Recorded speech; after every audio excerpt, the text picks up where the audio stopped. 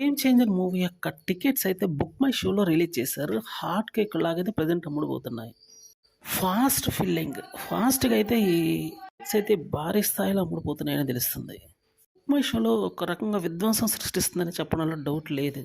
వాస్తవం చెప్పాలంటే ప్రస్తుతం ఈ మూవీకి తిరుగులేనటువంటి హైప్ విపరీతంగా ఉందనే చెప్పాలి.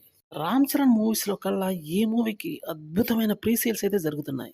ఒక్క ఒంగోలులో చూస్తేనే 19,000 టికెట్లు కేవలం 12 గంటల్లో అయితే సోల్డ్ ఔట్ అయ్యాయన్నమాట.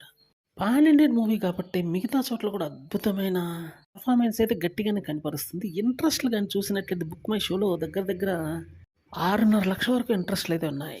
దీన్ని బట్టి ఈ మూవీ మీద తిరుగులేనటువంటి హోప్స్ ఉన్నాయి. అలానే శంకర్ డైరెక్షన్‌లో వస్తుంది కాబట్టి ఈ మూవీ మీద అంచనాలు అతి భారీ స్థాయిలో ఉంటాయి.